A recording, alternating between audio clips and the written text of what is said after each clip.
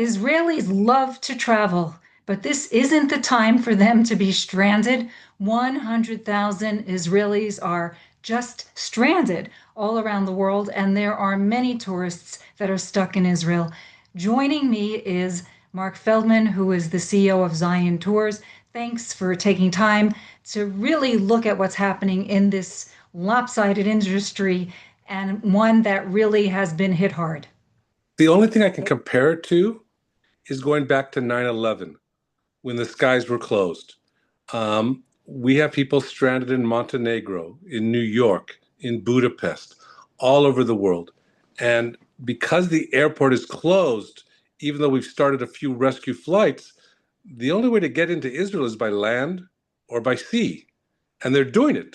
People are coming here over land by Aqaba or by Sharm el-Sheikh in Egypt or by Amman or by boats from Larnaca, or they're staying put. There is no other way. We keep hoping that the Prime Minister of Israel will announce that our objectives have been met and that the war with Iran will end and then the airport will open. But we're going into day 10 and we don't see that happening. Mark, let's just look at each individual way somebody can get in and out of the country at the moment. So begin with flights. Flights have really stopped, but there are some flights coming in and they're limiting the number of people that are coming on those flights. So please share what the story is there. Okay, let's talk and understand we're talking about today, which means it could change tomorrow or the very next day. What happened last Friday is they started doing rescue flights. El Al got permission on Saturday, its day of rest, to bring 21 planes into Ben Gurion Airport, bringing people in from JFK and Newark and London and Paris and Athens, okay? At that stage, the planes were flying to these destinations empty. Nobody could get on them. Moreover, our transportation minister announced that any Israeli who would like to leave the country needs permission from the exceptions committee. This is going back to how it was during the pandemic. You actually would have to request permission. Now, the reason behind this was not because we didn't want you to go have holiday or see your family or go to a conference or a funeral, but that we didn't want you to be stranded. So what they did as of yesterday is these planes of El Al, Arkia, and Istra Air that were going to pick people up were allowed to take 50 people with them. 50, not 100, not 200, just 50. Please People explain signed. why 50, right? Why 50? I think the airline said with 50 we can bring a minimal crew. We don't have to bring that much food because there's cost involved, okay? Because they were doing these rescue flights for free. Now, I'm sure that the Israeli taxpayer will foot the bill when these airlines pass it on to Allah. But if you were stranded here, they would bring you back. You had to register, you're registering on the site. Remember, this is all new. This only started yesterday. And what algorithm was chosen to pick these 50 people, we don't know. We do know that they had to sign a declaration that they would stay out of the country for 21 days. I'm not sure how legal this is, and I've had lots of people who cried with me and saying that's not fair. They were going for a funeral. Again, my job primarily is to get you where you need to be. And oftentimes it means one way. I cannot promise you that you're going to get back. We personally have a large cruise starting next Monday from Germany. We chartered a boat. Surprise, the boat is taking off whether you get there or not. So they have to get there, which means since they're not going to be able to fly, we are sending them down, all the way down to Eilat, crossing the border, 15-minute drive from Aqaba, the Jordanian town next to Eilat, and flying to Larnaca. They have no choice. It's not even that expensive. It's like $350 to do this. But if you have to leave, the basic solution is by land or by sea. People are renting private yachts. Okay, people are advertising €1,000 a person to get over there. El Al, our quasi-national carrier, chartered a boat for 1,500 people to leave tomorrow. The cost is €1,000 per person. The normal boat, by the way, if you wanted to book it for next month, is €180 up to €450. So somebody, unfortunately, is profiting for this situation. Well, wait a minute. Price jacking, and that's something, and you're going to say somebody, but I'm going to just single out El Al. There aren't many carriers that are flying, Mark. And I think the world right now would like to look at a major suit because they're charging exorbitant amounts of money to just get people in and out, knowing very few airlines are traveling. What do you say to people when they're complaining to you about this? Again, a lot of people are saying no. I'm not going to go to my granddaughter's wedding. I'm not going to attend the business conference. And they stay put because they won't pay the prices. But as you pointed out, there's enough people who will pay the prices. So, yes, we want to say we can be angry at it all. But on the other hand, if people are going to pay the price, it's hard to fault the airline charging it. That seems to be something that is common here in Israel, where you have many hotels that will price jack the rates, and then there are the people that can't afford it, they can't come. And Correct. that is something you have seen. Correct. Correct. Look, before the war with Iran, we had these other carriers who were picking up the slack from it all, Arkia, Emirates, Etihad, and we had alternatives to flying El Al and paying their incredibly high prices, as you pointed out. We don't have those alternatives, okay? Until the Iran-Israeli war ends, there's not many choices. So either pay or stay. There's nothing in between. Have you been in touch with the Ministry of Tourism? And actually, one could say it's Ministry of Tourism, maybe it's Ministry of Transportation. It's really quite complex here because you're getting people in and out of the country. They're navigating their way. Often they're not getting calls back, whether it's from El Al or other entities, to understand what to do. And the country then is strapped, both in terms of business travel and leisure travel. It's hard to consider leisure travel at this time, but what has been good, and what I've told my German citizens or my Chinese citizens or American or Canadian citizens is to go to the embassy. They are actually actively trying and assisting their national citizens to get out of the country, which as well they should. And since you mentioned the word tourist, they are almost all exclusively tourists. Though I will tell you, a lot of dual citizens that hold both US and Israeli passport are taking advantage of this and claiming to be stranded Americans to get a plane from Uncle Sam to the United States. How safe, Mark, is it to fly? There are ballistic missiles coming in and out every day. Look, again, this morning we had 5 rescue flights take off. We had a siren, and they all circled Larnaca for 30 minutes until they felt safe that they could continue their flights. Yeah, there is a risk. There is a risk going via Jordan, via Egypt. Okay, these are risks. It's far greater risk than it's been in normal peace things. Uh, but like we said, people are flying not really for leisure. Okay, they're flying because they have to. There's a funeral, or somebody's getting married, or they have a business conference. As we understand, this is not the difference between the pandemic and this is only happening in Israel.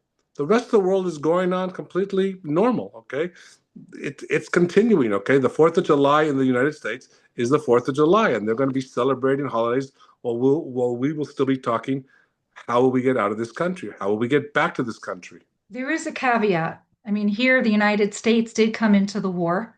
There were high levels of emergency in terms of watching what might happen to bases in the Middle East. And of course, the United States telling its citizens to be very careful right now because Americans are targets. Iran doesn't seem to have a boundary when it comes to that. You have been living in Israel a very long time and have witnessed a lot of things wars, many isolated individual events that have transpired. How would you rank this? What do you feel that is different? As I said, this is the worst disaster we've had since 9/11. Okay. In October 7th, okay, we were in shock, okay, by what happened, okay. A lot of airlines pulled out, but if you had to get out by the 8th or 9th of October, we were getting you out. Um, this is the longest in my 3 decades here that the airport and our skies have been closed. 9 days is a long time to cut a country off, okay?